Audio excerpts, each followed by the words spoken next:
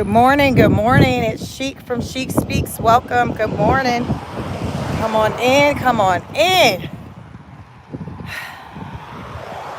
Come on in. Let's talk. Let's talk. It's a beautiful day to be outside.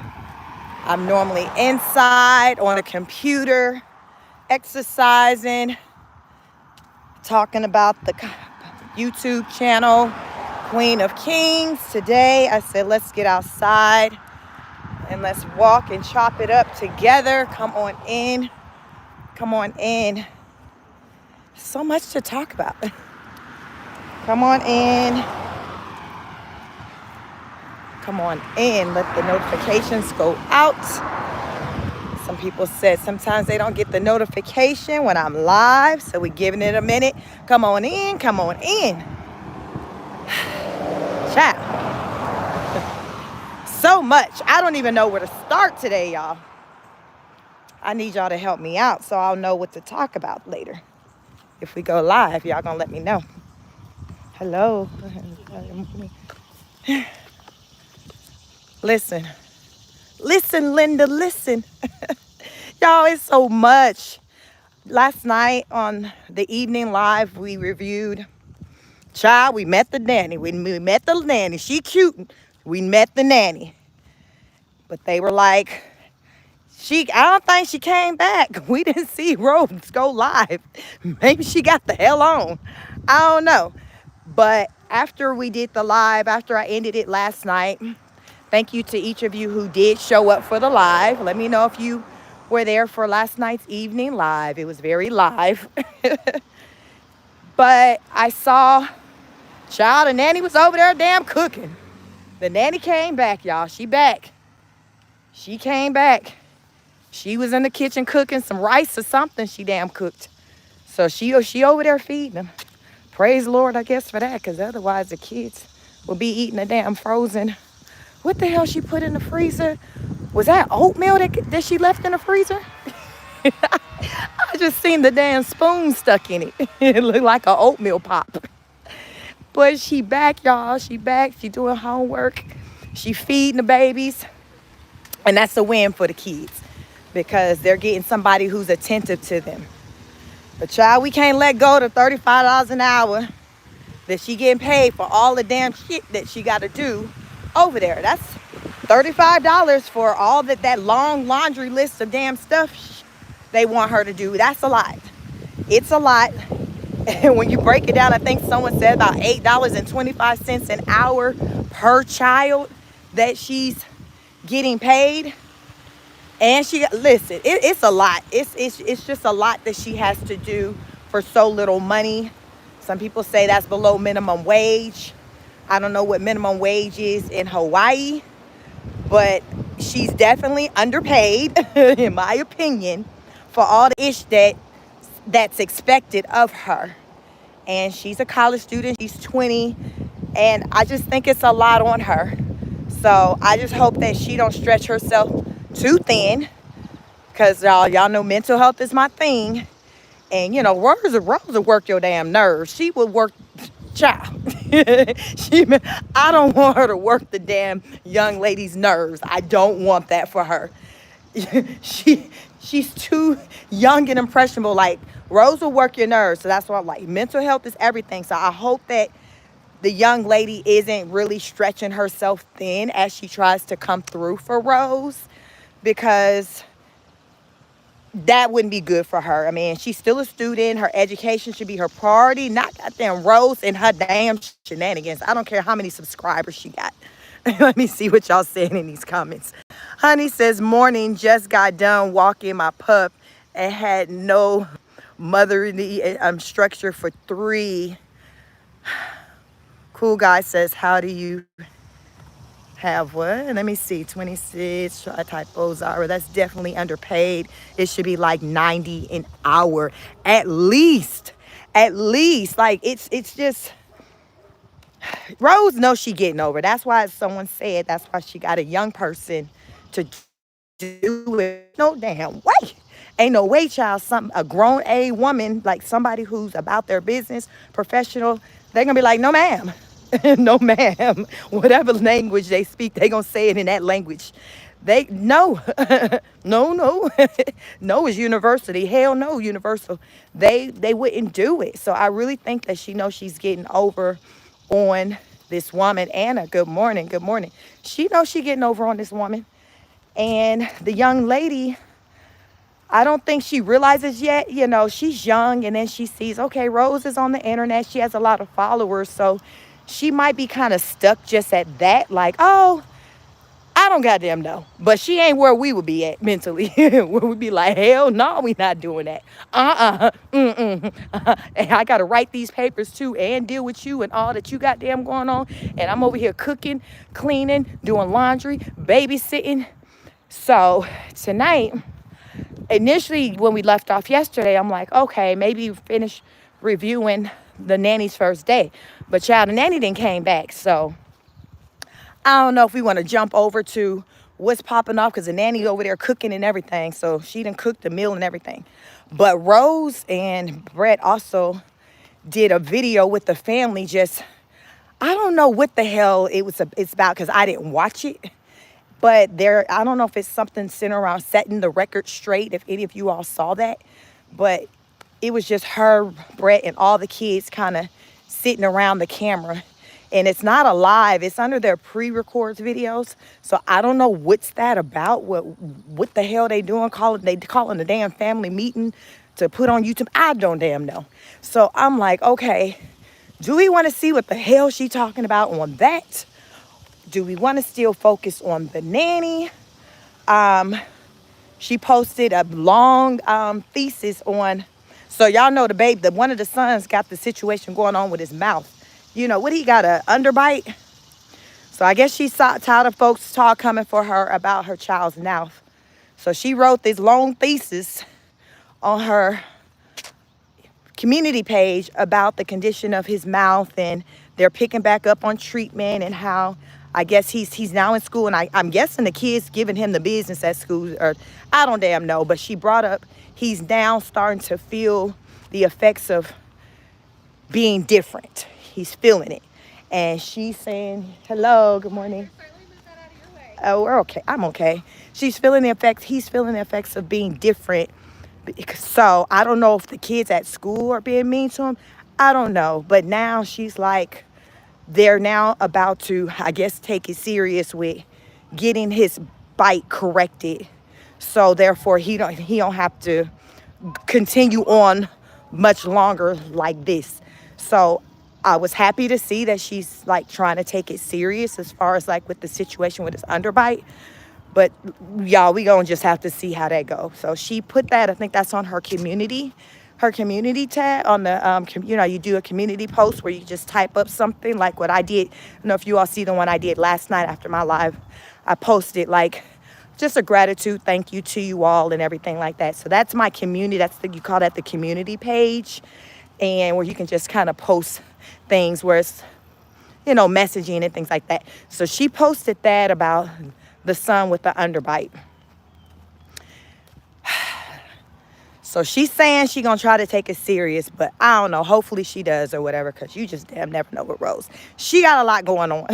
So with that being said, I want to come out here to you all as I do this walk and talk, because y'all normally I be just jumping up and down doing damn fitness videos. For some of you might be in from that. So I said we're going to walk and talk. I'm hitting all the damn, I got the ab chasers, my morning people, and then I got my honor students. So I'm like, y'all just come on in here. We're getting our walk in. Listen, I don't just sit on the internet and just do the absolute most in the evenings. I do have a balanced life where I exercise and I move. So listen, child ain't finna be damn getting fat sitting up there talking about folks. That's not what the hell I'm doing. I am not doing that. We got a lot of fat content creators out there, because it's so easy to just sit, eat, and talk. No, so you got to kind of keep moving. So I'm moving and talking at the same time.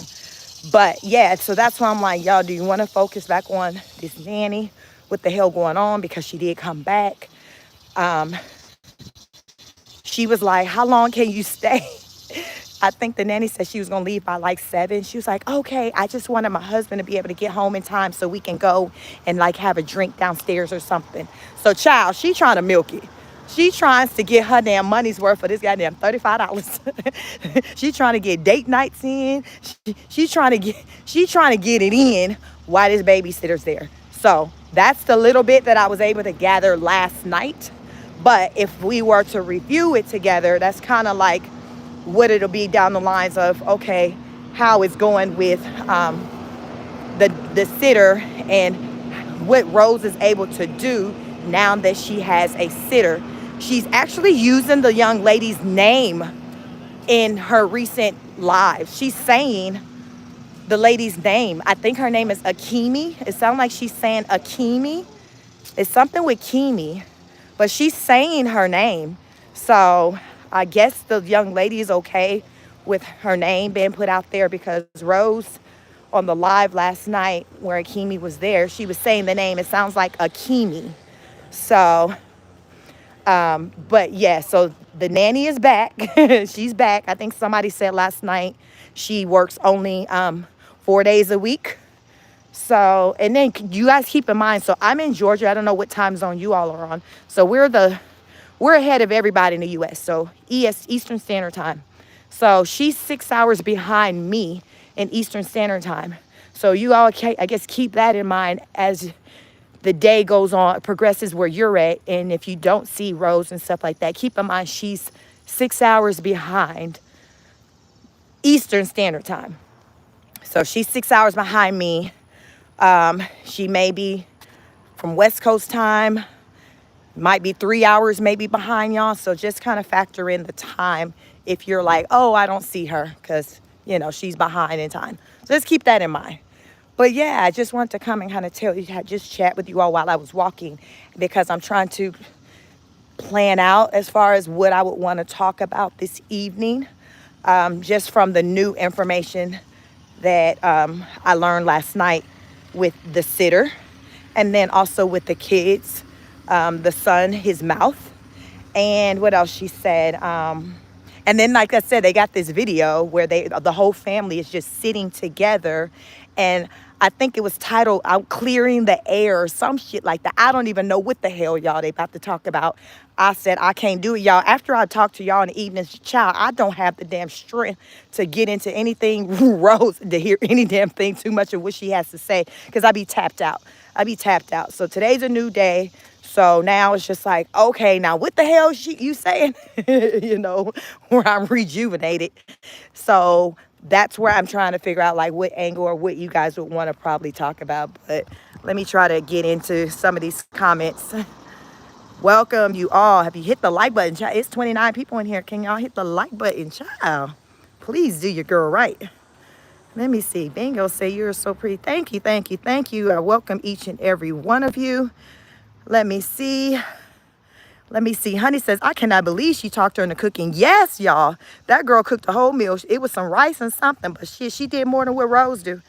Zaya says, and it's extra rugs because the kids have nothing to play with. No playpen, baby, or anything. The lady would have to hold all day.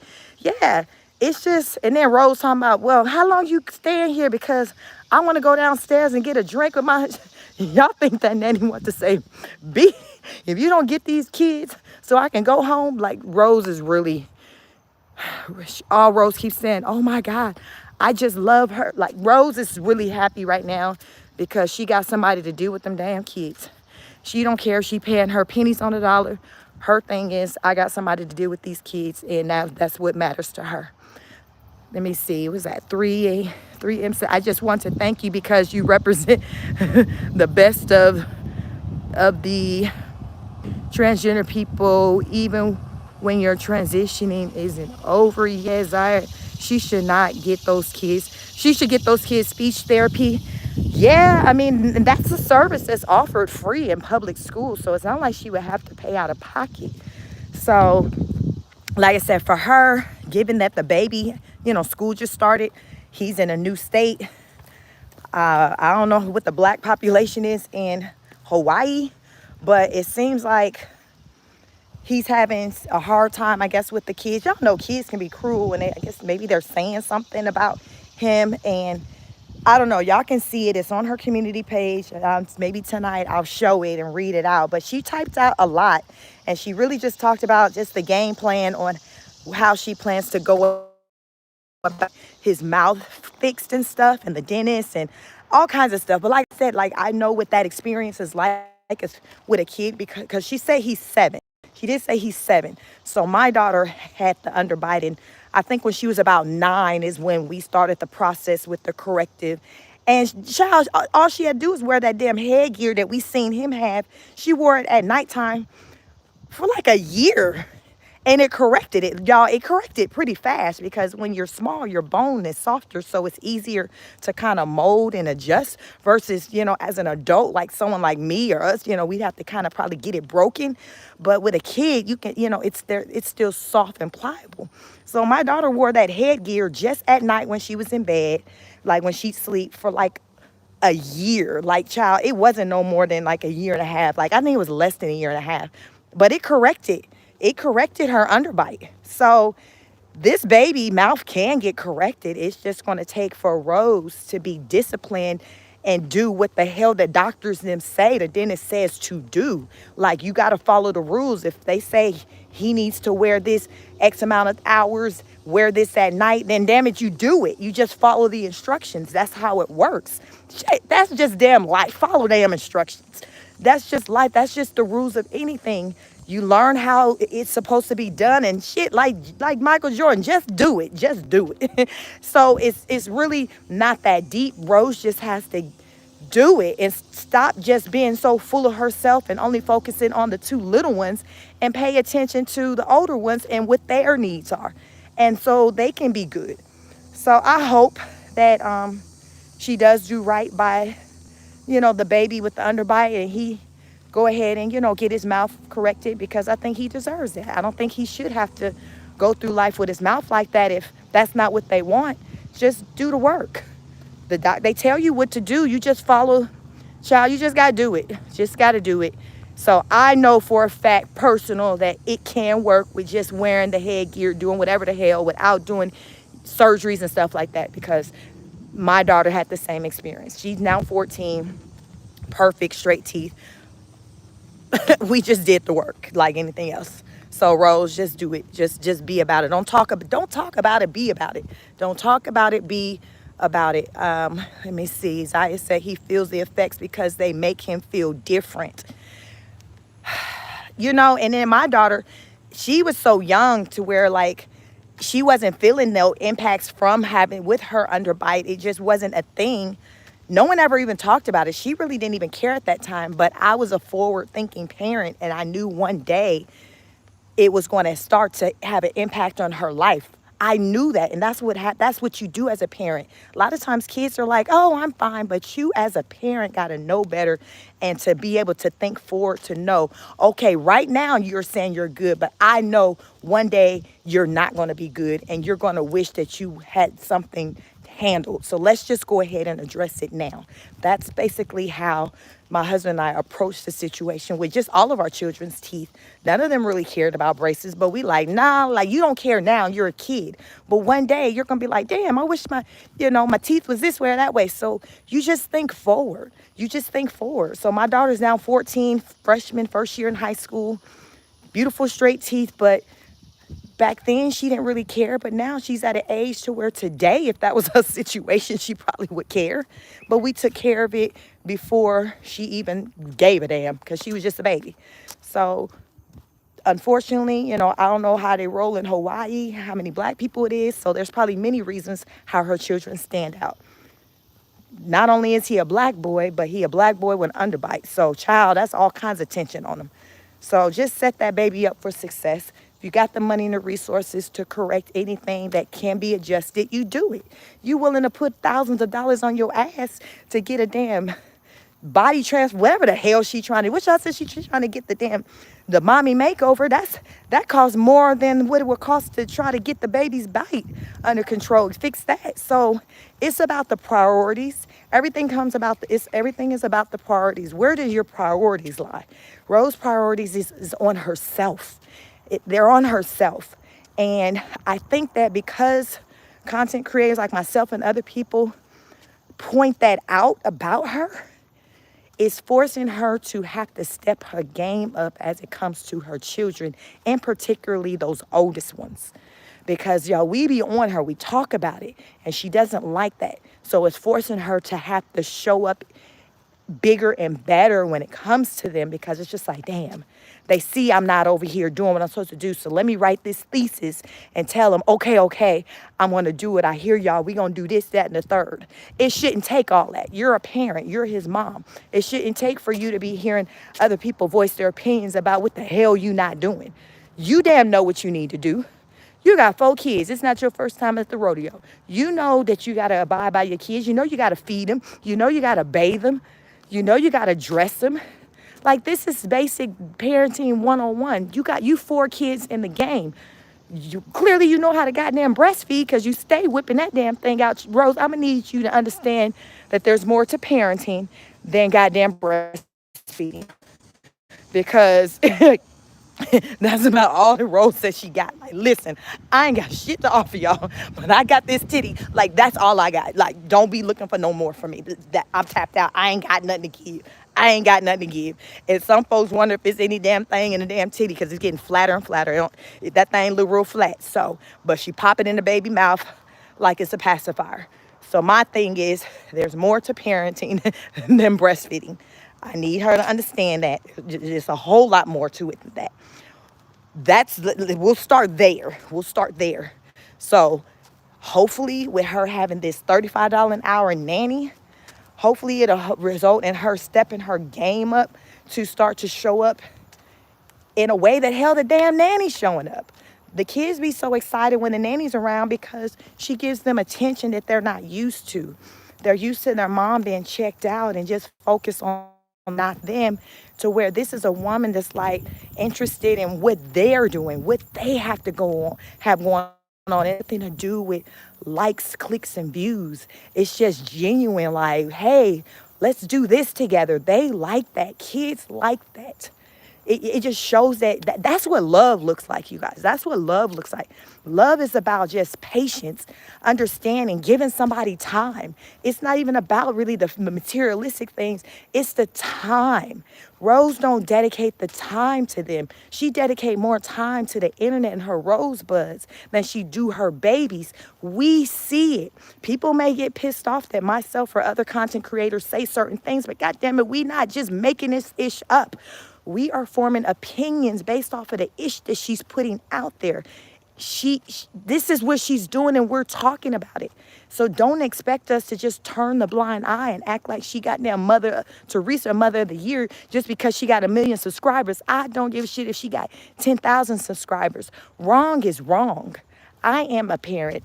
I know what goes into parenting, and how you have to sow into them, and how you got to give them the attention. You got to be there as a support. Like, I know, just like many of you know all this shit. And it ain't got ish to do with clicks and views. That's something separate. Rose don't have her priorities in place. And because of that, the babies are impacted. And now that there's a complete stranger that's come into their life, they're gathered around her because they're appreciating the attention that she's giving them. They're getting something that they hadn't gotten before. And they like it. It feels good, because that's what it's supposed to feel like. That's how you're supposed to feel from your parents, and they're feeling this from Auntie, this stranger who they're calling Auntie, who I believe her name is Akimi, based off of what I feel like I hear Rose is saying. Akimi is showing them babies loved. So it's almost like, Akimi, I really don't think you need to be there, because Rose is just on some other stuff, but at the same time, the babies are benefiting from her presence. So it's kind of like, which way do you, it's like, are you for Akimi being there because of the babies and how they can benefit? Or are you like, no, Akimi, get the hell on, because Rose is getting over and she's taking an advantage. So that's the bad part about it. It's like the babies are like put in the middle. The babies are just, they're put in the middle of it all. They caught up in it. They caught up in it. And it's just sad. It's sad, but that's how I'm seeing it. Zaya said, no, it's her and Brett making him feel that way. Listen, the way she painted that thesis, y'all can see it. It's like she's making it seem like the world, like other people, is the problem. But y'all, we know Rose the whole damn problem. But that's how she's writing it. Either way, get this baby mouth corrected. You got the money, you got the resources. If Brett got this job you say he got, that means he has some benefits. Utilize those benefits and handle your business, period. That's lit. That is what it is. Zaya said he's overhearing conversations about her talking about Adonis and other childs having an underbite and blaming Adonis. Yeah, kids hear, they hear. Little Woman's Trucking says, Zaya, there's literally a playpen in the living room. And it says she never says nothing good about them. No, I don't never hear her saying good. She said, I'm doing my planking this morning. I hear that, Anna. Get it, Anna. Zaya said, who gets a nanny just to have sex? Are they doing all this while the nanny is in the house? Shit, I guess so. I mean, because if that's the nanny, if that's the reason why the nanny there, then yeah, I would say. But I know last night when the nanny was there, she asked the nanny, like, okay, well, what time were you leaving? And I guess the nanny said 7. And she was like, oh, okay, yeah, that's fine. I just wanted my husband, when he come home, for us to be able to, like, go downstairs and get some drinks or whatever. So they did end up having a separate live. I think it was maybe a separate one where she and her husband were downstairs talking and she damn caressing and rubbing all over his ass. And I don't know what the hell they was talking about because I didn't click the sound. I just seen it come up in, my recommendations and, I just seen a little bit of it. But she a mess. She's something else, she's a lot. She's a lot. And I get online to talk about it and to bring light to just her foolishness. And it may be helping the kids for the simple fact that she sees us taking notice of her inadequacies. So I just only hope that this all forces her to step up her game. Like, okay, well, people are watching, so let me try to do better. Let me go ahead and get the kids this appointment. Take them to the dentist, take them to the doctor. Let me play with, you know what I'm saying? When eyes are on you, it forces you to kind of have to do better, to be more accountable. That's just kind of the way it is. Because when nobody looking, child, think about the things you do. But when people are looking, you kind of like more conscious about how you're moving because it's just like, okay, people are looking. So that's, I think, is the benefit for the babies. Because she sees, okay, people are looking, but child, your ass need to do way better, way better. There ain't no way why Akimi should be coming in there acting like she damn know with no damn kids, and you got 4, and you just as damn clueless. It's just crazy how Akimi's coming with supplies and toys and arts and crafts, things that you have for kids that Rose don't even have for her children. You got 4. How you not know these things, that these are just basic things, materials that you have for your child around the house? Like, this is basic. Like, who in here was raising kids and you didn't have, damn, coloring pencils, coloring books, scissors, paint, like stuff that kids play with, game boards, all kinds of stuff. Rose ain't got nothing for those kids. All she got is a damn camera to stick in their face and a pink robe to throw on one of them so he can run around and act like her. And Brett ass just letting it go down. Brett like, okay, well, what you want me to do next? Like, as Tasha said in an interview, okay, it looks like, Rose, you run the show. Like, that's what I'm getting. You running the show. Because Brett don't look like he leading a damn thing. I don't see it. Y'all let me know which live it was where y'all seen Brett leading. Because I haven't seen that one yet. Brett's not leading anything. It's a hot dang mess. And it's an embarrassment. It should be an embarrassment for him as a man. I wonder how other men view Brett.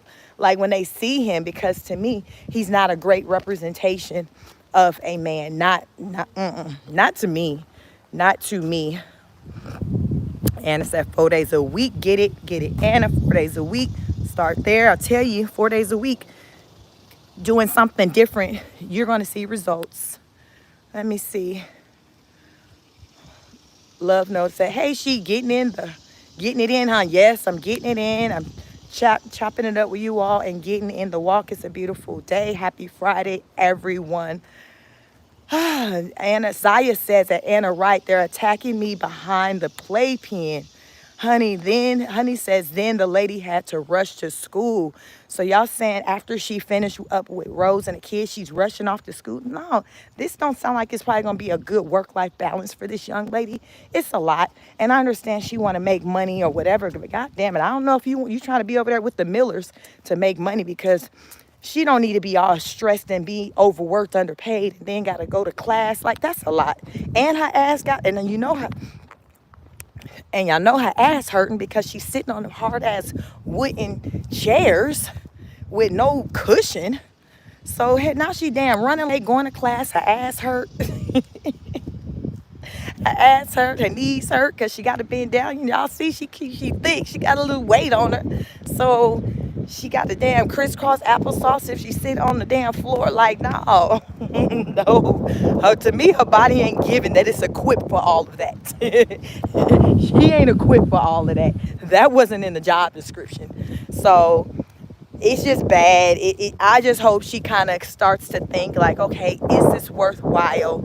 Is this more, did I bite off more than I can chew? Is this work-life balance? Is my mental health intact? Like, she has to ask herself these questions, and hopefully she does it sooner than later before she's just so engulfed in it and just so overwhelmed. Because sometimes people will still just continue to engage in something that makes no damn sense, because the longer they continue to stay in it, the harder it is for them to break away. And a lot of times it has to do with you don't want to disappoint someone. And how many of us do things to where it's just like it's really don't make us feel good. It's not really beneficial to us, but we do it because we don't want to disappoint the person we're doing it for. Many of us have been guilty of that, being caught up in something like that. And that's not the way it's supposed to be. If it's not serving you and it don't make you feel good, get out of that situation. Get out of that situation. I'm sure she probably thinks Rose is a nice lady, but she got to be thinking like, damn, I sure am doing a lot for $35 an hour. I'm doing a whole hell of a lot for $35 an hour. And I'm wondering if she's seen any of the comments as people talk about this work situation and break down how it doesn't make sense.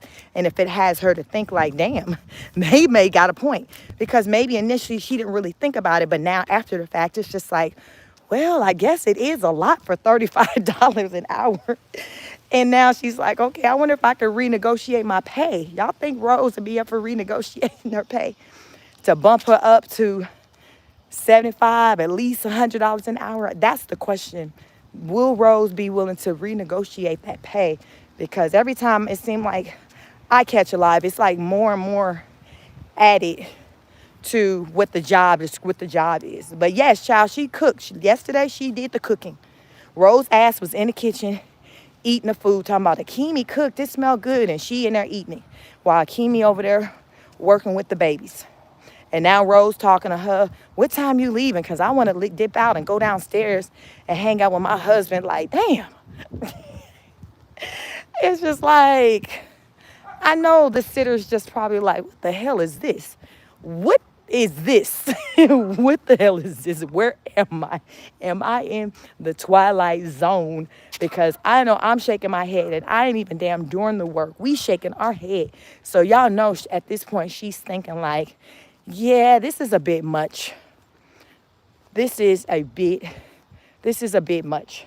Because I want to say on the first live we reviewed, Rose learned that she can cook or something. Rose was like, oh yeah, I wasn't going to even require you to cook because I wanted you to be able to help with homework. So y'all, Rose is adding ish as she go along, because she outright told Akimi when she learned that she can cook, she gonna say, her words were required. I wasn't going to require you to cook. since you were going to be doing homework. But since I know, bitch, she's still gonna be damn doing homework. So regardless if she know how to cook or not, she still got to deal with homework. So that ain't changed nothing. Just because you know how she can cook, hell, she can like, clean too. So now that every ability that you learn that you know she know how to do, your thought process is bet we're adding that to the job responsibility. Y'all imagine just on your job, your employer learns that you goddamn know how to make goddamn flower arrangements, but your daytime job is a nurse. And they talking about, okay, well, since we know you know how to make flower arrangements too, we finna add that to your job as well. So it's gonna be expected for you to goddamn make the flower arrangements too around this facility. This ain't how the hell this damn work. This ain't how the hell this work, but that's how Rose is treating it. Everything she learned that young lady knows how to do. She's including it and saying, okay, do this. That's what she's doing. That's what she's doing, and it's effed up. That's not good. That's not cool at all. That's not cool at all. So unprofessional, so inconsiderate. So Fairbanks said, can you please do an analysis on Brett and why he put a ring on it? Like, I'm baffled. Brett has put a ring on it. I feel like Brett put a ring on it is because he seen Rose as a what do you call that? What's the word I want to say?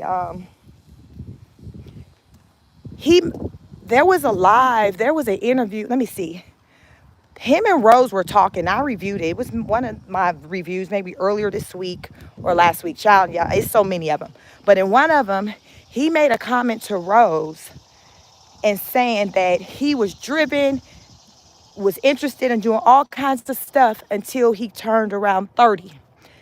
That's when the hell he got with Rose, y'all. Basically, he let it be known he got comfortable and stopped wanting to damn do-ish when he met Rose. And I feel like the reason why he did is because he saw that Rose had this go-getter hustler type mentality and had these ideas with how to make money. So he got lazy and was like, bet, I'm going to just go ahead and let you be the brains and you figure ish out. You just tell me what to do. Because up until the point before he met Rose, he was not lazy like that. He was working. He was traveling. He was doing his security. But out of his mouth, he said, when I got into my 30s, he said, I just stopped being driven.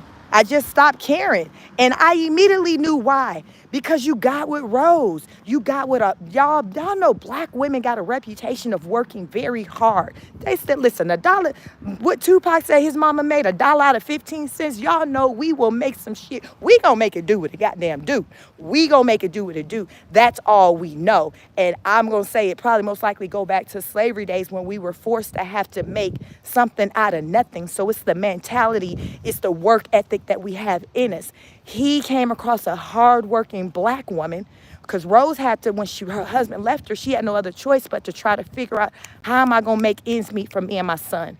She had to just think about it and find ways, and that's how she ended up, when she was stripping, doing things. But that came from her being motivated to have to figure out a way because she did not have a man around anymore to help her. So she had to go into, okay, what am I going to do? I got to figure this ish out. Okay, they said I can go dance at this club. I'm about to go dance at this club. Like, she had that hustle mentality. We listened to her mama do the interview. She talked about Rose's daddy. Rose's daddy was a street man. He was a hustler. Rose's mama gets it. She hustles. She's about her business. Rose has the business. That's Rose. He saw that in her when he got with her, that she was a hard-working woman, something that different than what he'd ever come across. Is clearly he was used to dealing with women who solely depended on him. Because Becky, listen, let me tell you about goddamn Becky. What Becky the fuck ain't finna do, Becky is not finna be out there goddamn working her ass off and Brad at home with his fucking heels kicked up. That's a rare thing you're gonna see Becky ass do. You see that shit more so go down in the black community. You see a black woman taking her black man all day long. Becky is not finna effing do that. He is not finna do that. Brett was when he was with them non-black women and white women, whatever, they were requiring for him to show up in a way that Rose did not require him to.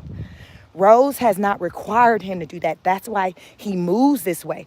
A person is only gonna do what you allow. She didn't require him to show up for her. So he got comfortable. Rose was like, okay, we gonna do this YouTube thing. He finally was like, okay. And then when the YouTube thing took off, he like, bet, Rose, you got the answers. Okay, what are we gonna do next? You see what I'm saying? She was the leader. She was the leader. So at this point, he's just like, okay, well, what else we gonna do next? What we gonna do next? Where the fuck the drive coming from if this is what the setup is? If all the answers have come from the wife to date and they've gotten money and success from it, why the hell is he motivated to move into a position to lead? His ass like, shit, you smarter than me. I don't know. If you ask Brett, he will say, if he's honest, he'll probably say, yeah, I got a college education. But just because somebody got a college education, you got a lot of dumbass people who got college education. That don't mean that they smart. That don't mean nothing. He views Rose as the brains, and you will hear Rose time and time again say, I am the brains behind what we got. I come up with all of this. Hello. She'll say, I come up with all of this. She says it. We've all heard her say it.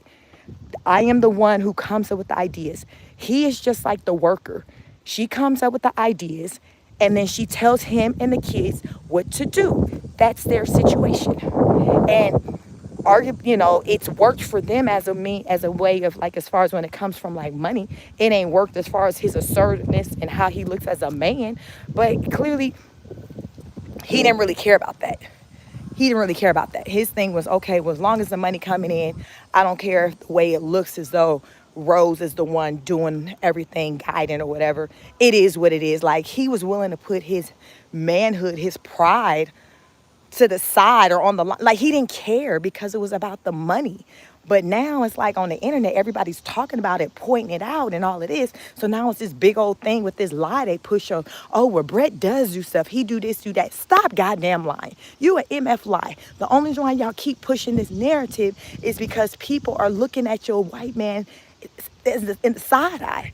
They're looking at him a different type of way because people with common sense know that this is not what masculinity looks like in no culture. The white culture, the black culture, he does not exude masculinity, and he's over there being supposed to be the leader for your black sons.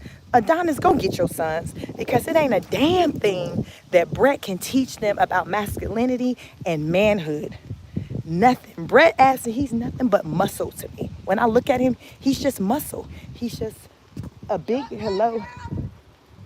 He's just a big burly white man.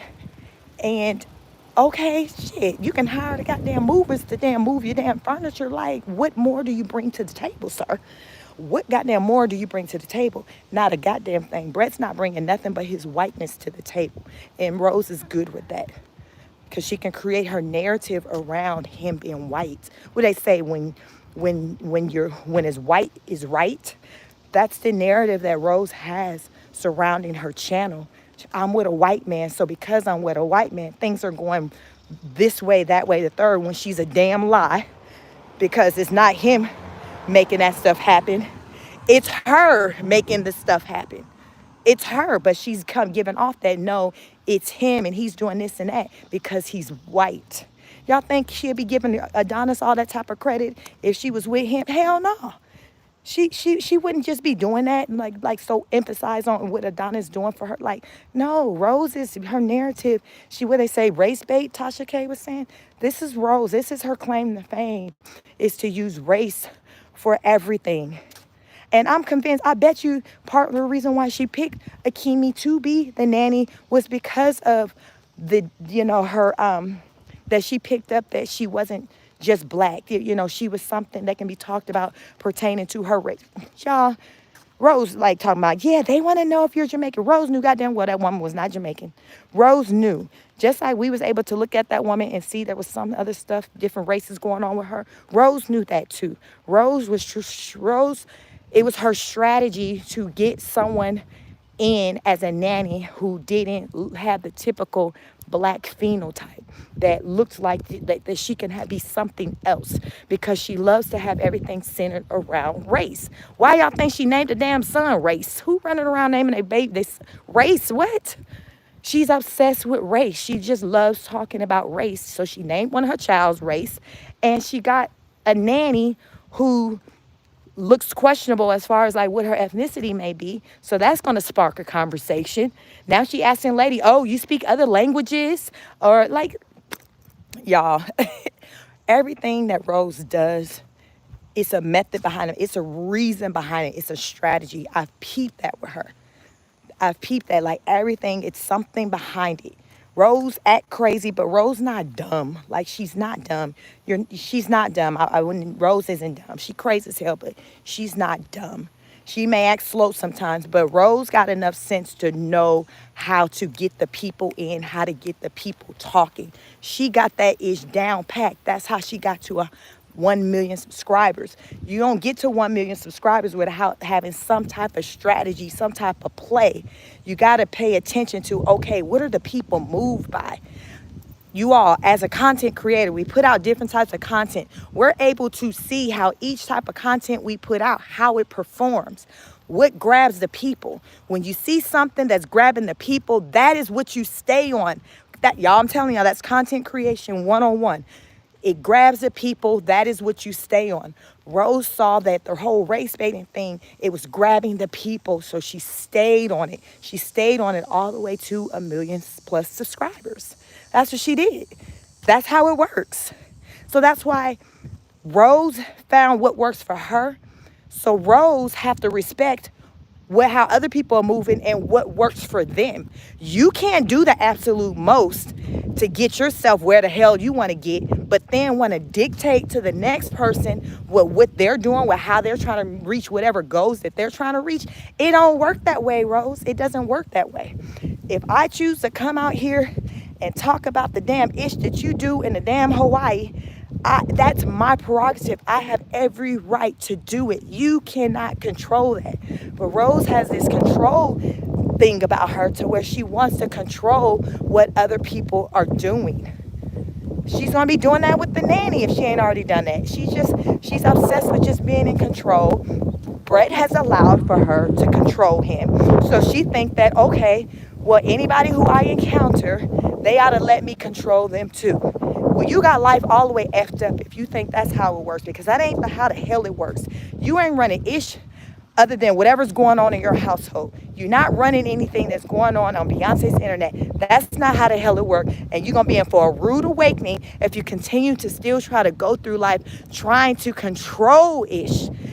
We have to understand what we can control versus what we can't. It's important to understand the difference, because if you do not understand the difference, life's gonna be real hard for you.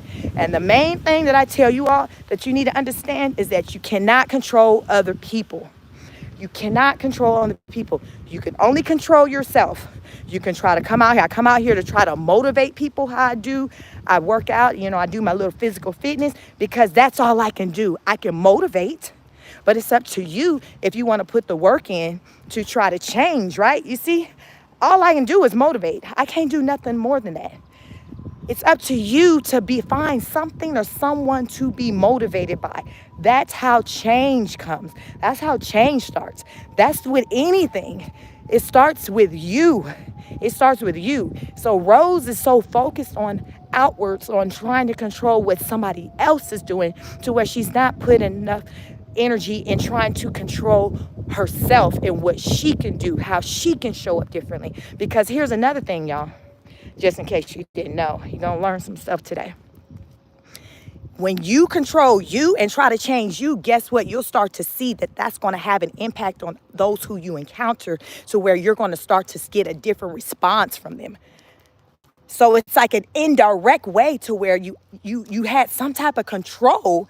If you stuck on control, because it's like, okay, well, let me move this way because I'm not liking how they're moving. So let me move this way. And guess what? A lot of times when you change how you move, other people around you adjust how they move. You see what I did? It's like a reverse psychology thing. That's why they say you got to teach people how to treat you. Move differently. Practice that. Practice doing something different. And see if, as a result of you doing something different, see if people show up for you and respond to you differently.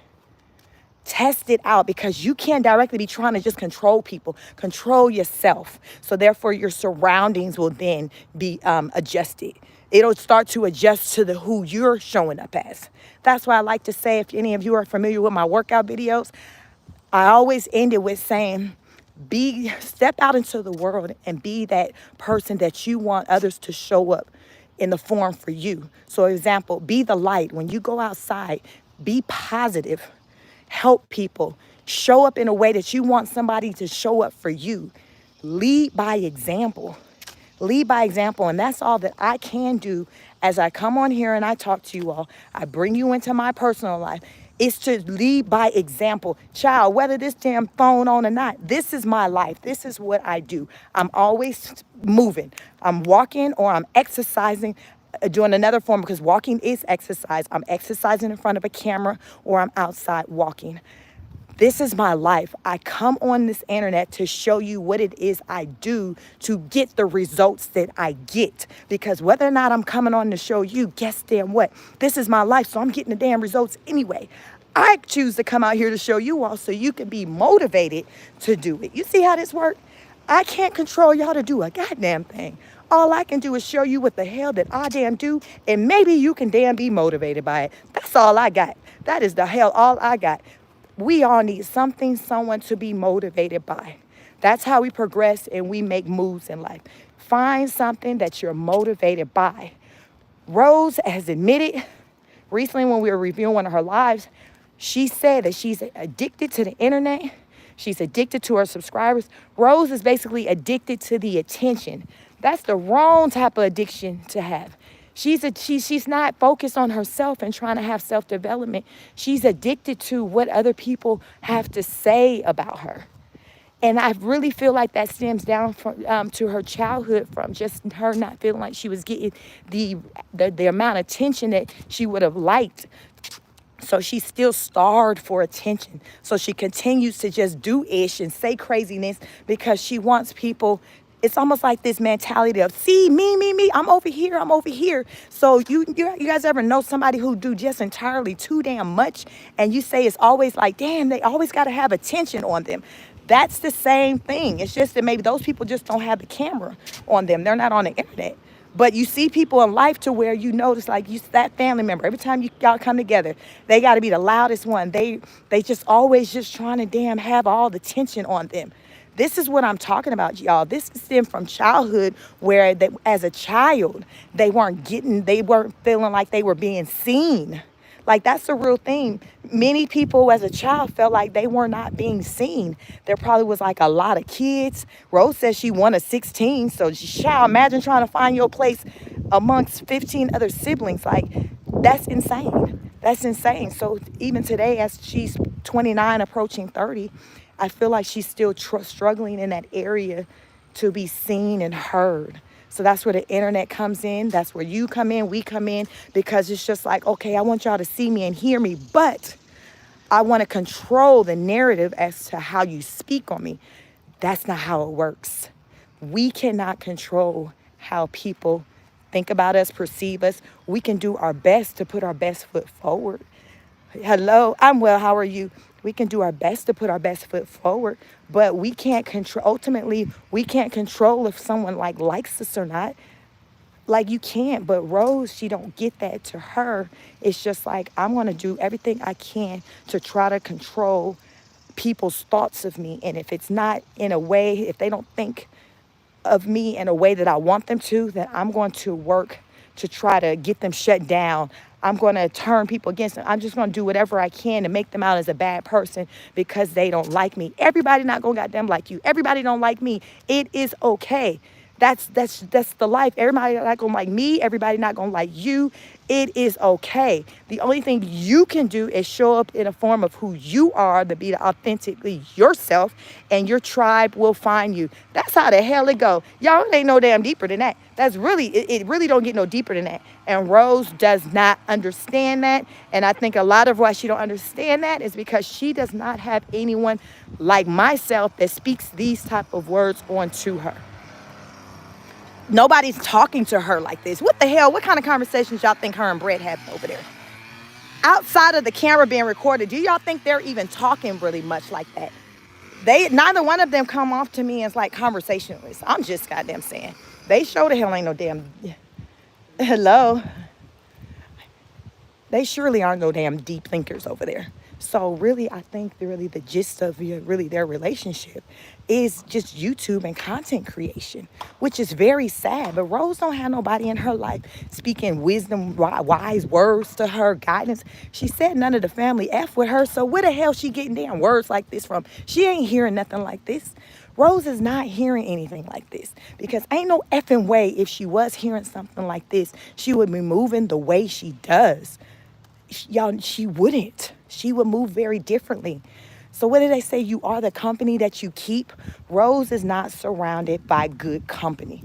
She's not. She's not surrounded by good company, and it shows by how she shows up in the world. Now she can change it, but she's gonna have to. She got to do what they say. It's got to start with her wanting to do better. And when she decides that she wants to do better, she got to think about, okay, how can I show up differently? What can I do? Who can I maybe surround myself with? What type of healthy relationships can I build? Like, y'all, you got to do this Q&A with yourself first to try to get some type of answers. So therefore you can start getting different results, because that's the way it works. If you want different results, you got to be willing to do something different. And Rose is still on her same ish. So that lets me know that she's not interested in getting different results. What she's doing is just stressing herself out as to, because she can't control people. Like, that is, to her, she thinks that's the answer. Let me control people, okay? Let me try to see if I can get their page shut down because they're not responding to my threats. That is not the way to go about getting any damn thing done. I'm just letting you know, just so you didn't. That is not the way. The way is focus on yourself and do the work yourself, and all else will just, the work, the way it works is that when you focus on yourself and put that work in, all else will fall into place. All else falls into place. I always say, put your head down and just work. Don't focus on nothing else, y'all. Just put your head down and just work. Because when you look up, you then see the fruits of your labor, right? It's just like, wow, I did that. All I've been doing is just working.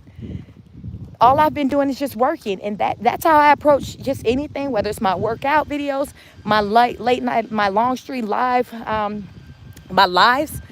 I just put my head down and work. I try not to focus on numbers or anything like that.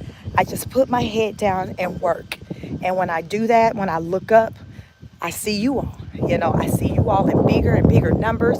I see the support, but it stems from me just putting my head down and just working.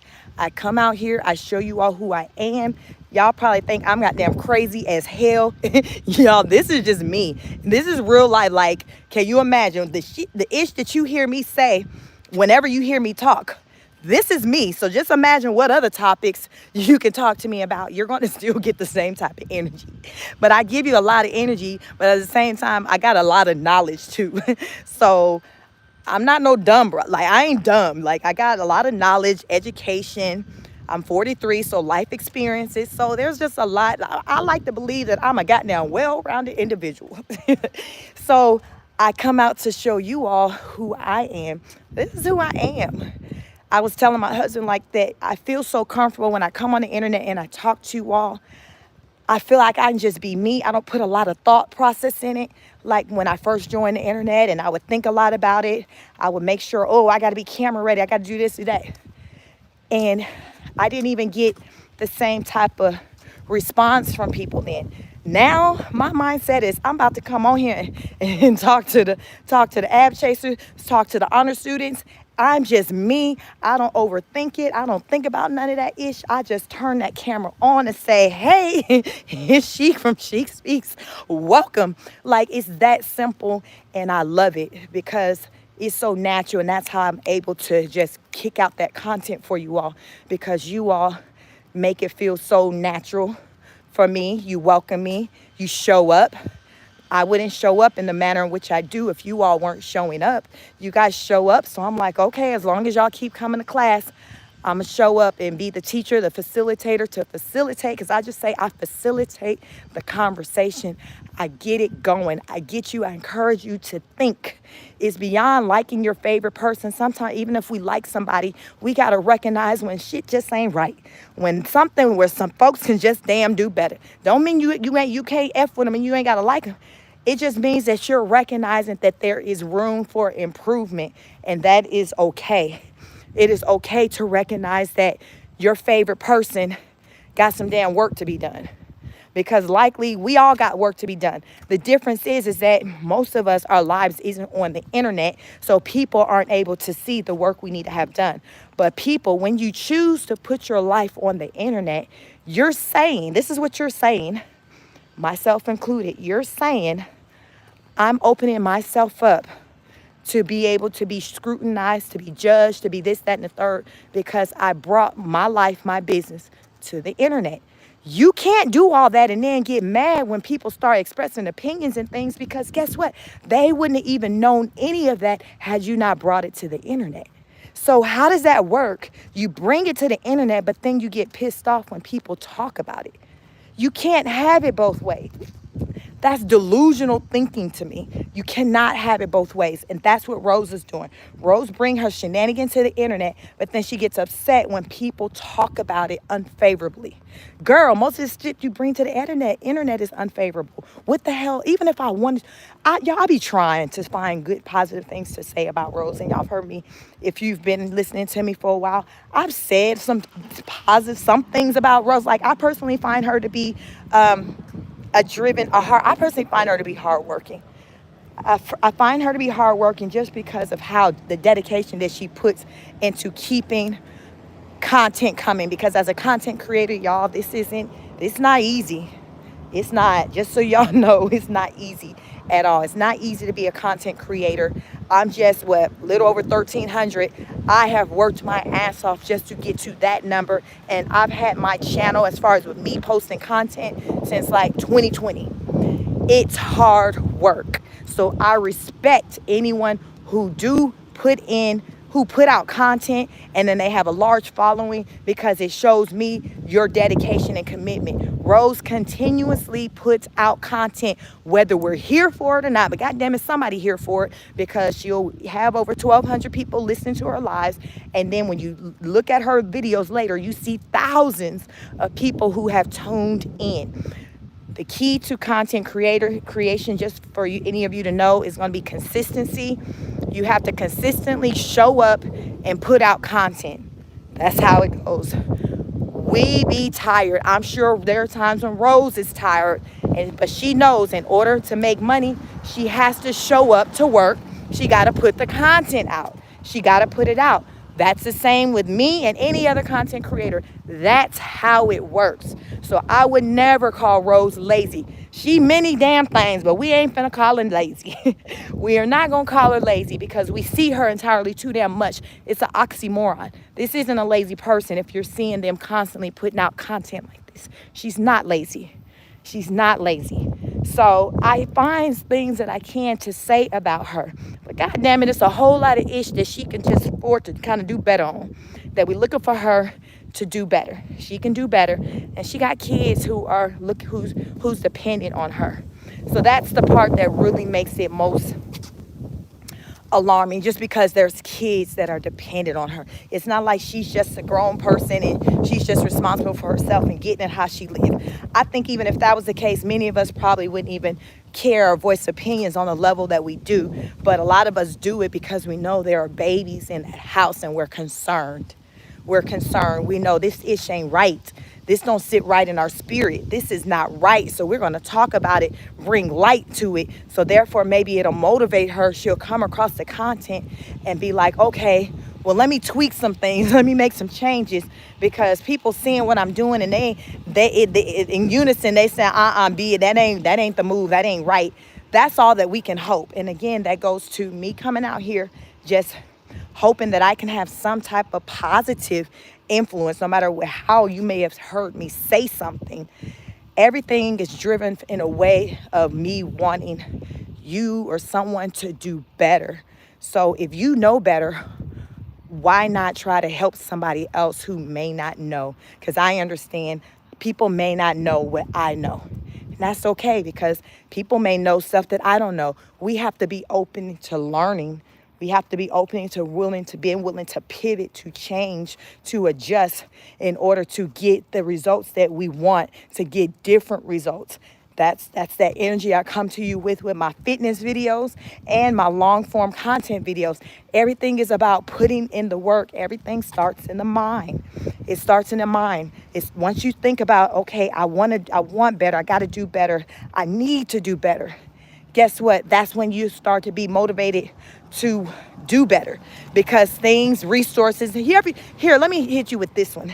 Have you ever made a decision in your mind of wanting to get a different type of result, move better, do something better, and then suddenly you start seeing things show up in your life that kind of helps with that? Like you say, oh, I need to lose weight. Next thing you know, you somehow end up in a conversation with a trainer or somebody who's familiar with ways to, or just a random person who got some type of gems that pertaining to weight loss and what can help. And you're like, damn, I was just thinking about how I need to lose some weight.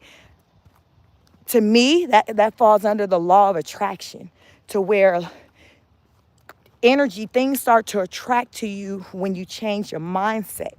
So Rose, if she were to change her mindset, she could start to get better results and a better response from people. Everything starts with you. Just remember, everything starts with you. Anything you see in a physical form, which is also known as the 3D, it started in someone's mind. It started in someone's mind that said, hey, there is a need for this. Let me create something. It started there, and they then brought it to life. So for you, any of you who wants to see any type of change, think about it. Just think about it. Think about it a lot. Because as you think about it and as you start to go through life, your day, whatever, you're going to see people show up in ways to where they can help you with that very thing. And now you suddenly see you got all these resources surrounding this new idea that you had. And you're like, look at God. You know, that's just the way it works. It's the way it works. Who sent this? Let me see. Someone, me try to get through the comments. I see like someone sent me a super chat. I thank you very much. I thank each and every one of you. My likes looks pretty good. I thank you. Have you hit the like button? Have you subscribed? Thank you for joining me on my walk. Normally I do a fitness workout video during this time. And I said, y'all, I'm going to walk and talk to the people, and hopefully people from my morning ab chaser gang come, as well as my evening honor students. You know, hopefully you all welcome one another. Peter says, never in my life have I seen a flat boob from a nursing mother ever. Like, child, like I seen an old picture with her nursing and that boob didn't look like that. So yeah, that looked very different. Zaya said the baby is biting her nipple at this point. It's a lot, you know, as someone said, it's just a pacifier for him really at this point. It's a pacifier, but you know, Rose continue to do it. I don't know what's the plan with how she's going to go about with getting her the surgery, because remember the doctor said she needed to stop nursing for 90 days before surgery, and she's supposed to have the surgery at the end of November. So child, we about to enter into September and very soon. Very soon. So it's going to be interesting to see, you know, how that works out, if she's going to still be able to have her procedure, given that she's still nursing. Yeah, so listen, Rose got all these ideas and things, and it's just like sometimes I feel like she throws out stuff. You know how they say you throw it on the wall and try to see what stick? I feel like Rose does that with life. She has these ideas and it's like, okay, I'm just going to throw it out there and see what sticks, who's for it, who goes for it versus who don't. And it just doesn't make sense, because even she's saying she's having the surgery at the end of November, but also she said she's having the birthday party on the yacht, I think like December 7th. So child, like how within a week or two of having surgery are you now saying you're about to have this big birthday party on the yacht? Like, it doesn't make sense. So it just seems like a lot of times, you know, she just, hey, your mom, Miguel, hey, welcome. It just seemed like a lot of times she just says, she just be talking. It's just like, girl, who do you run this stuff by? And if Brett is her only person who she has to talk with like that, and y'all see what he giving, so anything she say, he's just like, yeah, bet, makes sense to me. And it's like, no, the hell it don't. If she had me in her life, I'd be like, no, that don't make sense. Talk to me again about what you plan on doing and how we, like, I would be that person, the sound person in her life. And we all need somebody like that. You need somebody who you can run things by, that goddamn got sense, that you can trust, to where if you share an idea with them, they'll keep it real with you and say, yeah, that's the move. Or they'll be like, nah, I don't think that's the right one. We all need somebody like that. And I don't feel like Rose have anybody like that. And you know Dana ass can't be that person, because we still wondering if Dana is Brett. Like, Dana just, no. But that's the only person she called out, on her chat, which is her moderator, is this Dana person who she, I guess, developed this relation with, because that's who constantly is sending the super chats, is this Dana person.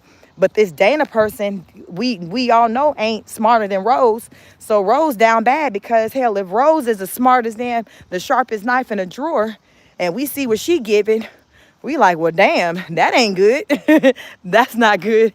If Rose is the sharpest knife and there's nobody else, and there's no one else who she can kind of run things by to see, like, if whether or not that idea that she has makes sense. Like, we need somebody that we can run some stuff by, when we question if whether or not something makes sense or not. I'm just saying, y'all. Let me see. Jane Doe says, why they be using the common area in their apartment as their own personal living room, eating and having movie night is giving the ghetto, Lord Jesus. BDD says, I honestly think she's so far gone, she really don't seem what we all see. She just says we all are haters, and I know that's not true. Yes, we all know that's not true, and that's why we don't let people just,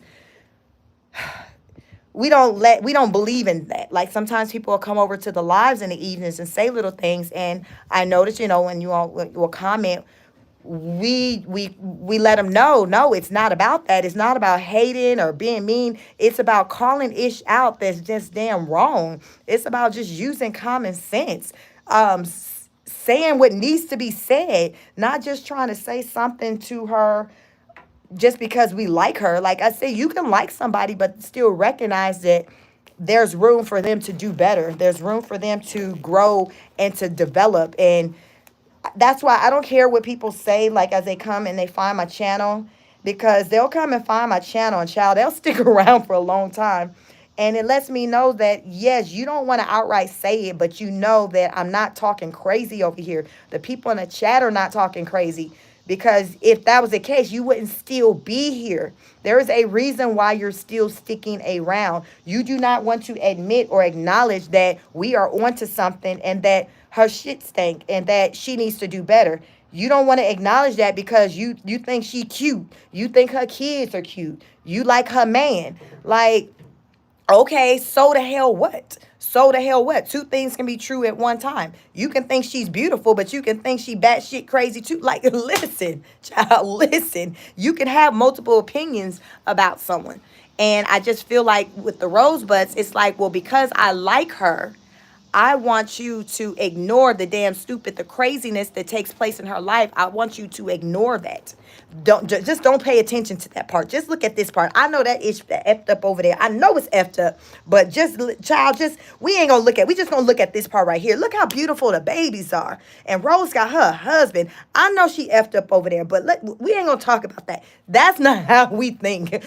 We see it all and we talk about it all. That's all I know. I don't know how to damn slice it up and just compartmentalize and say, okay, she got this going on, so we just gonna leave that alone and act like we didn't see that and only focus on it. I don't know how to do that. I don't do that in no aspect of my life. I call things out as I see it. Family, friend, or foe. Like, if I see some damn nonsense, regardless on who the hell you are, I'm going to say something. I'm going to say something. Many of you clearly are the same way, because y'all still damn come back and listen to my ass say something. So that leads me to believe that you believe in saying something too. Like, how is someone benefiting if you're not calling the error of their ways. Again, I equate it to your children. If you're not correcting them, if they're doing the absolute most, and you're not correcting them, how do they know to do something different? How do they know to do something different? It's common sense. They're going to continue to still carry on because they didn't get the memo that that ish wasn't right. So they kept doing it. Learn behavior. We just keep doing it. Oh, I'm supposed to be 5 and saying bad words. Nobody said I'm supposed to say otherwise, so I'm just going to keep saying it. That's how it works. It's the same thing with Rose, big grown ass. Like, we see some ish that's off the wall that she should damn know better. But okay, you damn 29, you don't damn know better. Well, we finna tell your ass right here in this damn camera, your ass is wrong, and that's not how you supposed to move. That's not how you supposed to move as a mother, a wife, just a woman, period. Like, it's just so many levels to where a lot of the things she do is just so wrong and off-putting, and I believe in calling it out. Jane Doe says she literally said they don't have to furnish the house because they can just use that common area. But though she quick to talk about somebody ghetto, she says Champagne is ghetto. Like, but look at the stuff you do. I didn't even know she said that, Jane Doe. Ozzy said, I see your face on YouTube and I chat with you. I ran on here. I find you. Hi, Ozzy. Hi, thank you. Thank you. Strawberry Cream said, yes, exactly. Like, we got to call out the nonsense. And that's just with anybody you encounter, family, friend, or foe. If somebody's got nonsense going on, just say it. Say, nah, this ain't cool, and just and give them the reason why. And it's not about even being disrespectful with them. It's just letting them know, hey, I'm not liking how you move. It's not a good look. And I just want to say something because I know if I'm seeing it this way, other people are seeing it too, and they just might not be saying something. Sometimes the ones who actually give a damn are the ones who actually are saying something. Them other people don't even give a damn enough for you to even care about you showing up in a better way. They like, oh, they just gonna hang themselves. I don't care. I ain't saying nothing. But the ones who actually care and want you to succeed, they're going to say, hey, let's try to do something different. Maybe we can do this instead of that because I think this will get a better response. You see how you can just talk that through? Rose ain't got nobody in her life like that. She need to be one of the goddamn honor students over here because I assure you, if she was, she would move differently. She would be better off. She would be better off because I would guide her in a way and give her so much advice to where it would be no option but to succeed and to just be a better woman and a better mom because that's just my ish. I'm going to motivate you. I'm going to motivate the hell out you. That's just what I do. Anybody whom I encounter, that's my thing. And that's how I build all my relationships. I have a lot of relationships with people because they like that I build, like I motivate, and people need that. There's so many people who lack motivation to where like they're lost because there's nobody to sow into them. And I get that. I understand that everyone is not self-motivated, and some people need somebody to speak positivity into them. I think we all need somebody at some point to speak positivity into us. So I come out here to do just that. And some people show up to listen to me just for that because they like the positive words, the positive things that I say to them. You know, you have to speak positivity into the world. You got to speak positivity into yourself. You know, you have to believe good things, that you're worthy of good things. You have to believe all of that.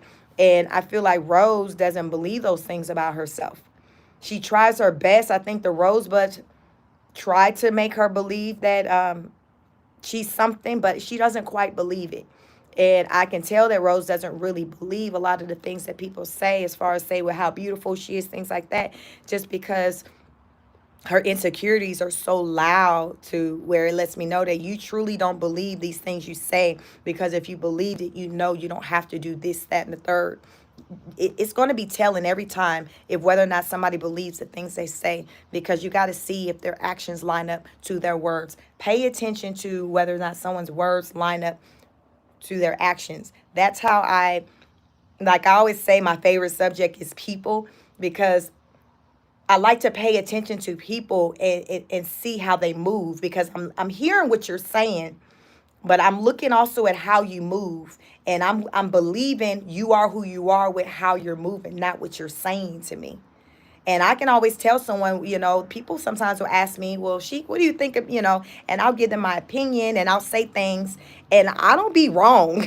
I don't be wrong. And it's just, but it just comes from me paying attention and picking up certain cues to see like, somebody they must didn't get this growing up, so I see they're overcompensating. I see a lot of adults today overcompensate. And to me, the reason why I feel like they overcompensate is because they were lacking in their younger years. They weren't getting it at home. So in their adult years, they just over the top. And if I get in conversations with people, I tell them that and I'll ask questions. Hey, let me ask you something.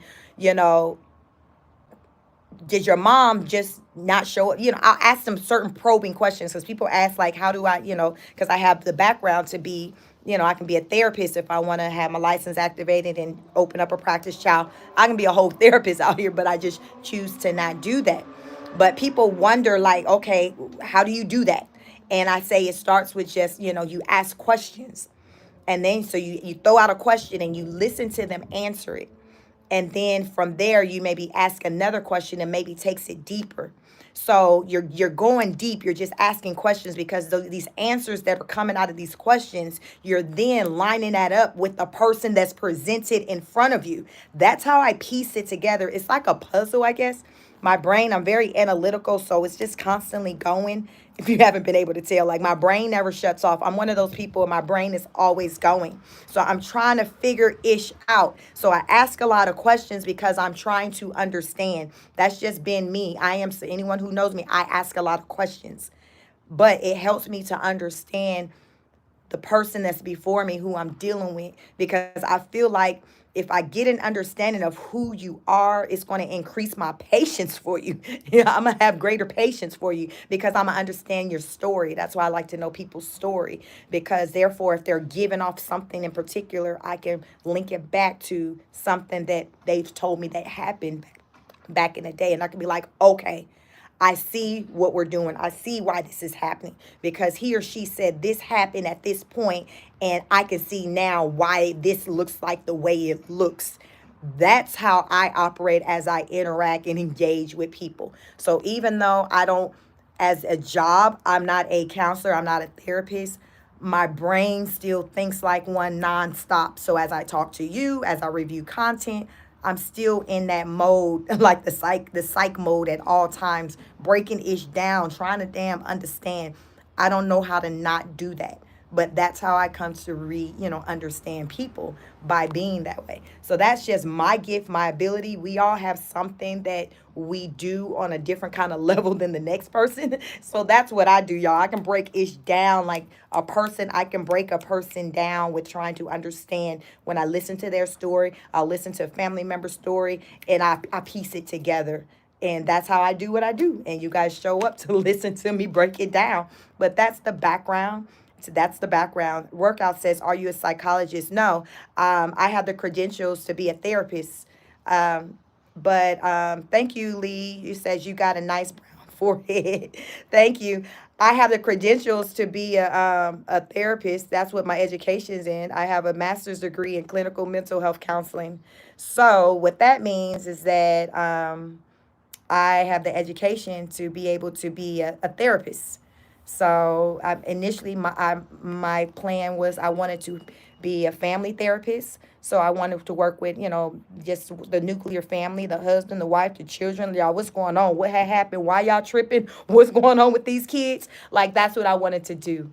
So I went to school, got a master's degree in clinical mental health counseling. So I'm just one degree away from my psychologist. So if I were to go back to school, that would be the only thing left for me to get is a doctorate. Because, child, I got two masters. So a doctorate would be just the last thing to get. And I don't desire to do that type of work in that type of format anymore. I right now prefer to just do like I do now, come on the internet, talk to you guys, speak positivity into you all, review content, talk about, signs of mental illness, as I come across with people in my life in whatever environments, if we get in conversations, and I help them in that way. I just, this format that I do it now, I have more control as it pertains to like my mental health. my mental health. Because, like I say, if I were to have a practice and every day, say if I'm seeing 6 clients, they got 6 different stories, ages from kids as young as 6 all the way to somebody who is senior as long old as 76. Imagine all that energy that I've taken on for that day, and then let's just say I end my day at 5 o'clock. I have to be able to compartmentalize that and go home and live my life after I've taken in all that energy and listen to all those people's different stories and traumas. Because, child, people ain't just going to counseling for nothing. They going to counseling because they got some ish going on and they need to talk about it. So, as a counselor, as a therapist, as a psychiatrist, you're listening to all of that day in and day out. So, imagine how that can impact you psychologically, listening to that day in, day out, day in, day out. So, I got to a point in my life to where it's just like I no longer desire to do it like that. I wanted to have more control over the setting or when I can help people.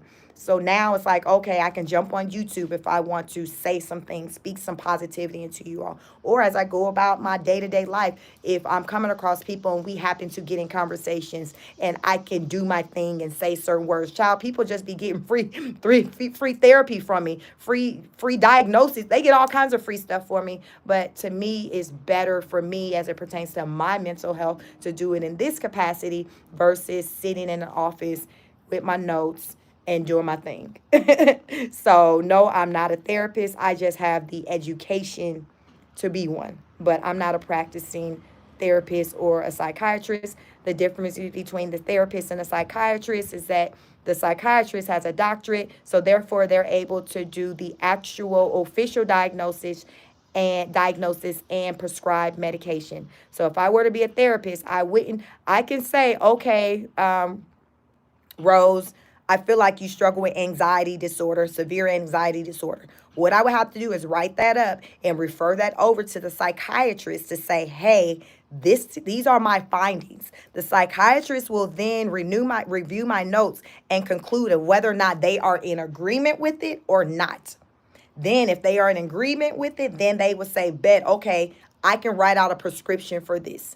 Kind of like I equated to a nurse to a doctor. Y'all know the nurses be doing all the damn work, but the doctor's the one making the money, but the nurse is the one that's putting in that work. That's the same with the therapist. The difference between the nurse and the doctor is like they went to school longer. So they know a little something more, but because they got that doctor in front of their name, they garner more money. So psychiatrists can, their hourly rate can be $100 an hour, whereas the therapist hourly rate might be $60 an hour. You see? So it's just really like the difference of just like the money, then the extra amount of time you went. So I'll probably have to go to school for like another 2 years to get a doctorate if I wanted to. But I don't I don't desire. I have 4 college degrees. I don't desire to get a 5th one. I got YouTube. I got y'all. I told you, as long as y'all keep showing up, I'm just gonna talk to y'all, and I ain't got to worry about writing no dang on papers. I don't have to worry about doing all that workouts that I feel safer going to a black doctor. Yeah, I mean, doctors, it's like a trial and error. You got to see what works for you. It's not a one size fit all. There's different therapy style practices I talked about. Like, um, I'm a person, as I talk to you all, I speak to you from a cognitive behavioral therapy technique. So that's CBT, cognitive behavioral therapy. So that means that I believe that things are rooted from like your past, and I believe in exploring, like going as far back as we can, as far as back as you remember, and working our way up to the present. So that's the approach that I take. So if I were to be in practice, that's how I would carry on. I would use that type of therapy, but you have different types of therapy, so that may not work best for someone, so they may have to go to another type of therapist who use a different type of therapy where maybe they don't go back to the past. They just focus on what they call it the here and the now, where it's just like, okay, where are you today? Let's talk about how we can get to where you want to go in the future. Never mind what the hell mattered in the past. That doesn't matter. You have some people who really don't believe that the past matter. It's about what's today and where you want to go. I happen to believe that the past matter because we got to talk about it. We got to address it. We got to deal with it. We got to deal with it because we haven't. That's why we're having the experiences that we're having today in the present. So you see the different types of styles of teaching. So that's why when you're looking up therapists, pay attention to their therapy technique. If you never taken notes, that look at their therapy technique. If it's listed on their website, if you're talking to them, ask them, what is your therapy technique? Then as they go into that, you listening to them describe that, and you decide of whether or not that works for you. Or you take the name of that technique and you go to Google and you research it more and to see if that's something you're interested in. So it's a lot. So child, like I said, I got a lot of education. I learned a lot of things, and I just come out here and show y'all just some of what I know. But it goes deep. We just only talk about Rose and the Queen of Kings, but this thought process and how I think I can apply this to kind of anything, it's just therapeutic. I can do this anywhere, but you guys like to hear me talk about Rose. That's all the hell y'all want me to talk about is goddamn Rose. So I talk about Rose, but y'all, I can talk about other people and things as well. Ari said, we can't fix Rose. Rose head is hard as a rock. Her family tries. She's not going to listen to this intelligent queen. She's missing out on great opportunity to listen to your advice. Thank you, Ari. I agree that there's so much that I can teach Rose, that I can share with Rose. There's so much. And I would start with talking with Rose about her childhood and the feelings she had pertaining to that, and work my way up to the present, because I would want to link to her that because of what happened then, that's why she's showing up the way she's showing up, and how she gotta accept the fact that that's part of her past. She has to forgive you. What they say, forgive and forget. We never forget, but we can forgive. Rose hasn't forgiven yet. She has to start there. She has to forgive. So that's where I would start with her, and we'll work our way up. And I have no doubt, if I had a relationship with Rose, that Rose could show up better. How do you not, when you got someone sewing into you and speaking positivity in you, how do you not show up better? I feel like she would move differently if I had access to her in a more one-on-one personal way, almost like a mentor type ship way, because I would just want to see her win. So I would talk to her about how she can show up differently to show that.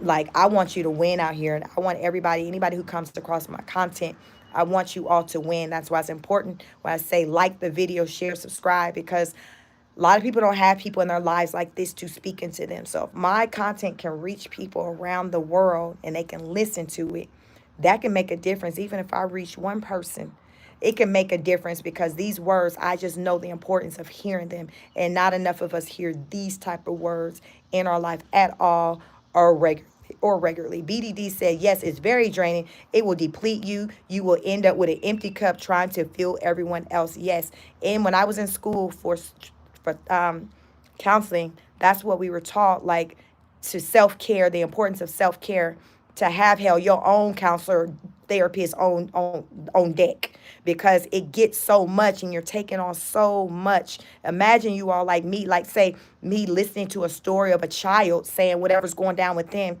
and then I know that this child still has to go home to that very person, or that very person who they're talking about is still very active in their life. And y'all, I'm knowing this. And then y'all, confidentiality is on a whole nother level in counseling. So it's just layers to it, to where what you can say, when you can say it, how you, child. So you're sitting on all of this. You're sitting on all of this. And then at 5 o'clock, I'm supposed to turn it off and then go home to my family and then wash, rinse, repeat. Y'all, they say psychiatrists be crazy. I just didn't ran down to you what the life is like. Do you see how they can be crazy? Because it's so much, y'all. It's so much. It's so much. Workout said, yes, doctors need breaks, like, for real, or else they will get burnt out. Burnout is real. Strawberry Cream says she's very insecure and motivated by anger, lost like a pissed off child acting out. Yes, Rose is still stuck in her childlike stage, so that's why we see her the way we do. Tony Austin said, Rose stole my blunt from the ashtray. Real talk. She's a straight thief. Oh, my God. Strawberry Cream says, wow, that is a heavy load. Yeah, it's a lot. So I really concluded that I didn't want to do that for a career when I felt like I was taking on that load just from just people in my own personal life. close to me, like family or friends, but mainly family. And I'm like, oh, child, family is family. They ain't gonna be there. But God damn it, I don't have it in me to take on this from the family and then have to go out there and take on whatever from strangers. I can't do it. So that was really when I said, nah, I don't want to do it probably for a job because I know I'm going to always probably be doing it pertaining to family. So that's going to be there. But now I got to go do it for a job too, just to eat and provide for my family.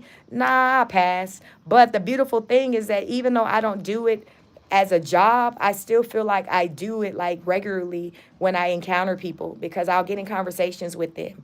And I usually don't lead with what my education is. I don't ever like just lead with that. Y'all don't know. Even when I first came on YouTube, people didn't know that. You guys didn't even know that. I don't lead with that. I just talk. And then eventually someone will probably inquire and say, no, what's your background? Like, because a certain way that I communicated kind of piqued people's interest. And then when they learn what my background is or what my education is, they're like, okay, it makes sense. It makes sense. But I don't like to just lead with that. I don't know. I just don't care about, I mean, education is cool and all, but like, I just feel like, I don't know, y'all. I just feel like I'm rounded the way I am because I just choose to open myself up and to connect with people. I like to connect and I like to talk with people. And I guess a lot of it, I mean, my education, I know a lot from education, but y'all, I'm a people person. I love people. So I mean, I don't know. I guess I don't think about my education like that when I'm helping people. I just be like, I don't know. I just know. But I do know a lot of stuff from my education. But it comes so natural to me to where I be like, y'all, sometimes like I just feel like the Lord just drops in and I just get downloads. And when I have my hair is locked, like, y'all, they say these are antennas. Child, your child, I be getting downloads. Like, I just know stuff. I just know stuff. And I'm 43. I'm going to be 44. So with age, wisdom, y'all, I just be knowing stuff. And a lot of it, it's like, well, I do have those degrees, but I don't think about a lot of my knowledge really coming from there for some. I just think I don't know, I just be knowing stuff and the Lord just drops things into me and just my experiences. And then, but I know I can't downplay my education, so I don't want to do that. But I don't think that to be smart and to know things, you have to go and get all these degrees like I did. I don't think it's necessary. I just think that if you're open to learning and to understanding and to wanting to and to want to know more, you can. You just say, hey, I want to know more about this. And, you'll just start to get opportunities to be able to learn more. I feel like it works that way. So, yeah, I just like to just be I'm just a regular person. I just like to talk to y'all. I like to say I meet people where they are. So that's why I don't lead with what I got because some people may be intimidated by some of that. So I don't talk to you. I ain't gonna tell you about where I live. I'm not gonna tell. I ain't gonna tell you none of that. I'm just gonna be in a conversation with you, and then I'll hear people be like, "Wow, you're nothing like what I thought." I have people who have judged me just based off of my looks. Oh, I thought you were stuck up. They may find me to be pretty, so they'll say, "Oh, I thought you was this way," but then when they hear me talk, they like, "Oh my God, you're like the most down to earth person ever." I am not how I look. I meet people where they are. I can talk to somebody. I can talk to the homeless. I can talk to somebody from the hood. I can talk to somebody out the strip club. I can talk to somebody who got an education. Like, I meet people where they are because I like to learn. And I'm just interested. Listen, I'm in a conversation with you. I'm going to make you feel like you the most important person ever because I'm like on the edge of my seat just listen to your story. And people who know me, they laugh. They say, Lashik will talk to a doggone light post. I will. I love talking to people. I even fainted. I'll tell y'all a background story. When I was pregnant with my daughter, my third child, we were in Savannah. You guys familiar with the Paula Deen restaurant? So Paula Deen's restaurant, I don't even know if it's still open, y'all. But it's a long line. So you're literally getting there early enough just to put yourself on the waiting list just to get your reservation, child. I was pregnant. I probably was maybe about 4 months pregnant, probably first trimester. I'm not a big food person where I eat all day. So I'm not a snacker. When you pregnant, child, you got to get them snacks in. So while my husband and my sisters, my family were all in line waiting to get on the list for Paula Deen, guess where pregnant me was? I was across the street talking to the homeless man. He was over there. His hustle was he would take these long vines and make like flowers and pretty things out of them. That was his hustle. That's how he made money. I was intrigued. Child, I don't give a damn what you doing. What are you doing? Talk to me. He was literally there just working, and I'm just talking to him, just understanding, listening to him tell a story. Y'all, do y'all know I fainted while I was talking to him? All I remember literally was saying, calling out my husband's name and waking up in his arms. Child, one thing you know about my husband, he don't play about his wife, his family. He literally ran across the street in time to catch me. So when I woke up, I came through. I was like on the ground, laying in his arms. That man came fast enough to catch me when I hit the ground. I made my way to the car. Next thing you know, remember I told you the homeless guy. Let me see. Did it? Okay, I'm back. Next thing you know, so y'all, my husband caught me. I did not hit the ground. He came in time. He caught me. We next went to the car. I'm sitting there. I'm getting water, trying to get hydrated, trying to get some snacks in me because I hadn't eaten. And by this point, it's maybe like 11 o'clock in the morning. Didn't have nothing in my stomach. The homeless man, remember I said he makes these pretty flowers and things out of vines. He gives it to one of my family members and said, here, give this to her. Because, and he didn't even want no money or nothing from it because he felt like I was in need more than what he was, and he was the homeless man. He's like, shit, she need Jesus more than me. Because I literally fainted, passed out in front of him. But he gave me something for free because he was like, wow, like, it was just so I had it in my car for a while until it like died, because it was like a vine. But I just tell y'all the story how I will talk to any and everyone, and even to the point where I done damn fell out in front of the damn homeless man. So in that moment, he felt like I was bad off than what he was. But I will talk to anybody. So I come on here and I talk to you because I don't care. I like to show up and meet each of you where you are. I want you all to know you're important. That's why I put your comments up when I do my live streams, because I want you to know I don't care. Like, you're important. You're in here. You got a comment. Let everybody else see your comment. Let me read your comment. Let me maybe make a comment about your comment. Listen, I'm no different than you all. I just got the damn camera in my face just talking, and y'all just at home without the camera. I'm no different. I'm just a crazy one who chose to be on the internet. I'm the one who chose to be on the internet. So I love talking to y'all. I'm glad you guys come and listen to me. Brave Fan says, I believe that R is emotionally immature. 29 with the mindset of a selfish 16-year-old. Do I believe she is capable of growth and change? Yes and no. R, it has to want to change, and she isn't there yet. Yep, it starts with the mind. You got to want it. Trina Nina says, when it comes to the moves and the decisions I make for my kids, my own childhood experience and the relationship I have with my mother plays a part. Yes, it's so real, and I don't think people really stop to think about how their experiences impacts just who they're showing up today before people, whether it's in the workplace, when the relationship as a parent. They don't think about all of that. They don't think about all that. So I'm a person, when I get in conversations with you, I'm going to have you go back to that. Even a lot of times I'll ask questions and have people think about stuff that they never thought about, or they'll get asked questions that no one ever asked them, because a lot of people aren't interested in your story, or a lot of people don't think to go back in time like I do. I can't imagine not exploring the past, because to me the past shapes who we are today. We are a product of our environment. I think all of that shapes who we are today. So I don't believe that you can ignore the past. But you got some people, like I said, you got therapy styles where they're like, the here and the now. We're not going to explore the past. That's water under the bridge. We're going to start from here and look forward. I don't damn know how to do that. I don't know how to do that. I don't know how to do that, y'all. I'm not there yet. Maybe one day, but today, sis. Now, what you said happened when you was 10, I'm that person. I'm that person, because I'm going to tie it to today. I'm going to tie that to today.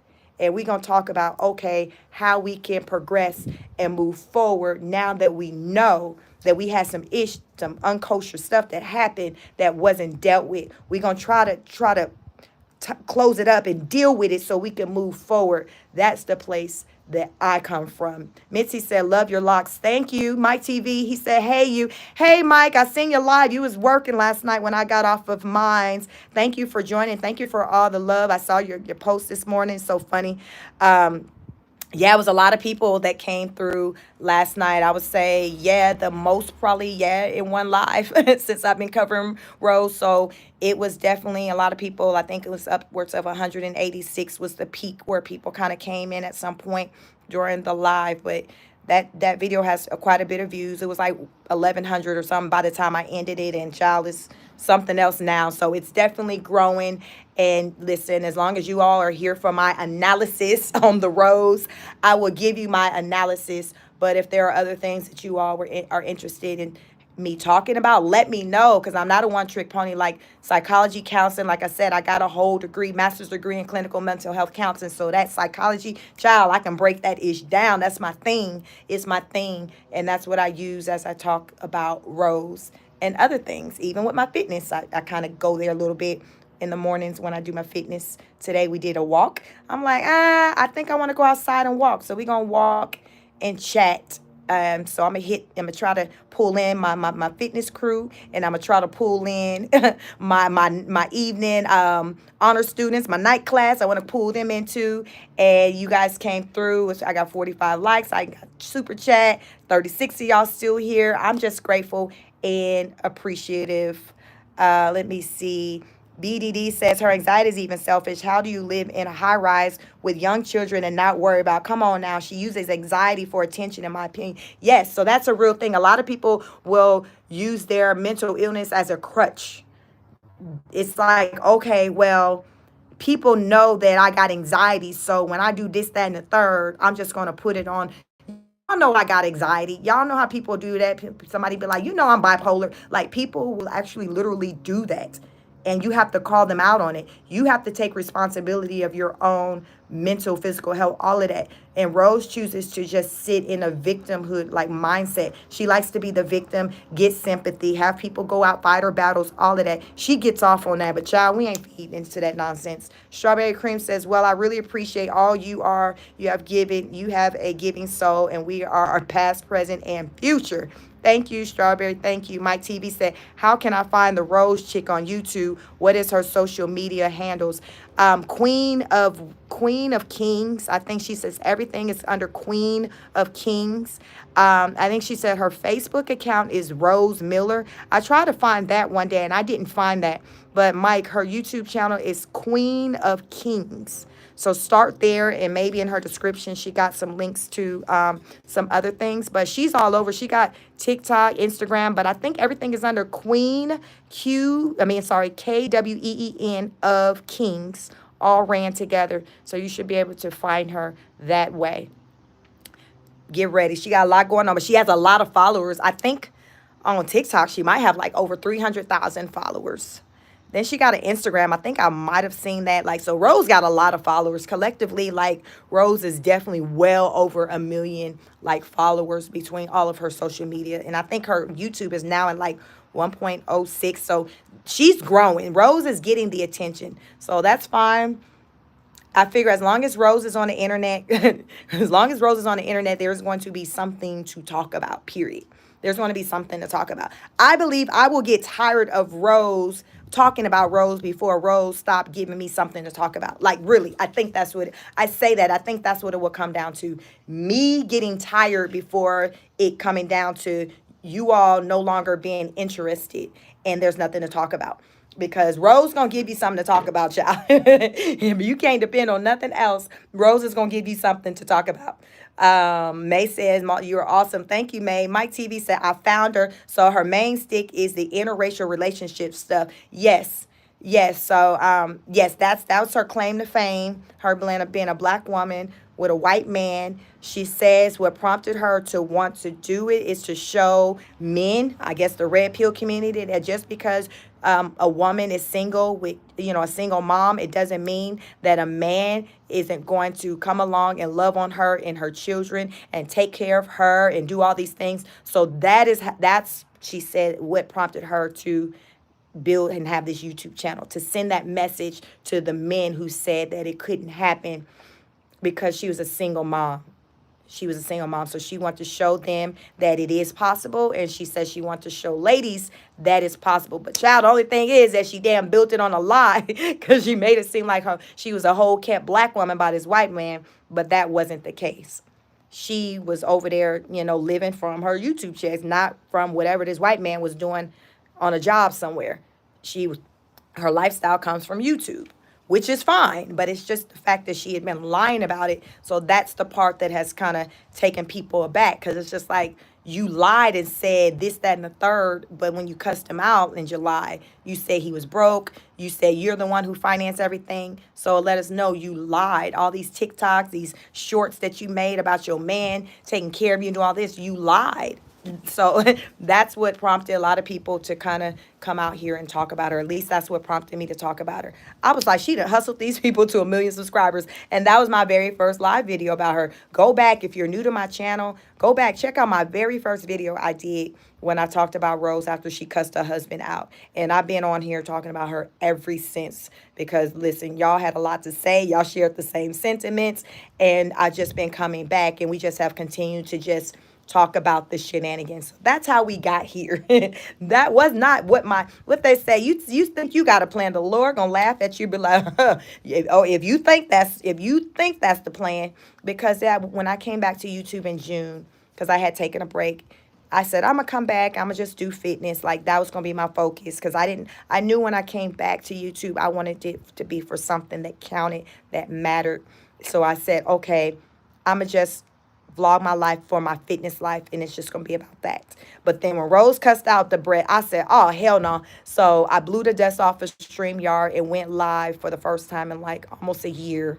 And I just went in, and then here we are. I've been going in since then, and you all come up and show up bigger, better, every time that I come on. So that's the background to that, child. But listen, Rose was not in my future. I promise you she was not. I promise you she was not. S. Shake says, how does one closes a trauma to get past it? First of all, you got to talk about it. So many people think the answer to not dealing with trauma is to not talk about it. And I don't think that's the case at all. I think you have to talk about it. You have to talk about it. You have to talk about it maybe with the people who maybe were at the hands of the trauma, who maybe participate, who maybe endured trauma with you, but you just have to talk about it. And sometimes we don't even have the opportunity to talk about the perpetrator, the person who did it onto us, but still just talking about it out loud just does something, or even writing it, but just getting those emotions out. And sometimes we have to learn how to forgive, even if, like I said, you don't talk to that person who you're forgiving. In your heart, if you've come to a conclusion and you say, I have to forgive, because what they say, forgiveness isn't about that person, it's about you. So when you forgive, you're letting go. That's your way of letting go. But you first got to talk about it. You got to deal with it. You can't keep sweeping it under the rug. I had someone say, well, I handle my trauma. I just choose to be by myself and not be around people. To me, that's not handling trauma. That's ignoring it. Because by doing that, it allows for you to not be in settings that could potentially trigger you, to have to feel the emotion again associated with the trauma, the memories that you have. So that's just kind of pacifying you, but that's not dealing with you. That's more so like ignoring it, putting like a blinder on. That's not dealing with it. So in my opinion, dealing with it is talking about it, addressing it with the people, all parties who are involved, if you're able to. And if you're not, still talking to someone about it, and coming to a place to where you're able to forgive. So it's going to start with forgiveness. So that's how I feel about that, as Shakes. Let's see what we got. Fiona says lying influencers should be exposed, and her life is smoke and mirrors. Yeah, but some people are here for that. Some people like to live in la la land, and they like that. Again, it's safer sometimes for people to live in a fantasy world and to live vicariously through Rose, because they feel like their life and what they have going on is it's in such a dark place, to where they like to look to Rose as something like the light. Like, okay, her life looks better than mine, so let me just feed into whatever she's telling me, whatever dream she's selling me, because my reality is so hard, it's so painful. So I'm just going to just focus on Rose and what she got going on, and hope that maybe my life can be her life one day, because her life looks better than mine. Child, that's real. People will live vicariously through other people. People do it all the time. BDD says, but we were bamboozled. She couldn't keep up the lies any longer. Yes, we were bamboozled. She knows that, and she's trying to do damage control. But listen, it is what it is. You got people out here like me who's just talking about it. Fiona said it's all a show. That's the problem with her. Bo Matt said on Rose Live last night, Ross said his throat hurts. She hasn't taken him to the doctor, but they stayed up last night watching a movie and says kids stand home from school today to go swim with the dolphins. I'll be damned, Bo. Not they stand home today because they going to swim with the dolphins. That sounds about right. Rose still over there rosing. Laura says, hi there. Hey, Laura, welcome. Good afternoon. I don't know where you all are, but it's 12:17 p.m. with me. Bo Matt says her priorities are to keep the kids out of school to swim with the dolphins, and Ross has strep throat for a week now and hasn't been to the doctor. Medical neglect. Wow, that's very unfortunate. That's definitely medical neglect. I wonder if the sitter is aware of Roz's condition, because people say as a nanny, like you're required to report certain things or whatever, but that's definitely neglect. He should be in pain. Laura says, I really wish Rose at the best, and I do not see her life looking better. I see a life of pain with her. I was not watching her stuff long time, but long enough to see that she's struggling. Yep, she's struggling. Many people in the world are struggling, but you just have to be willing and want to do something about it. Like, what are you going to do about it? You can't just sit and struggle. Yeah, don't talk about it, be about it. What are we going to do to try to get better? Y'all, we're going to try to come on this evening. We're going to talk. We'll probably touch on the nanny. The nanny came back to work. But Rose also put out something last night, like a message that she wanted to share with people. And she had Brett and the kids there. I don't know what the hell she got to say, what she talking about. But I kind of want to get into it to see what she talking about. So I didn't know if I want to kind of pick back up and just focus on the nanny, or if we want to get into this PSA announcement that Rose has to say. I think the video is maybe around 30 minutes. It's nothing too long and deep.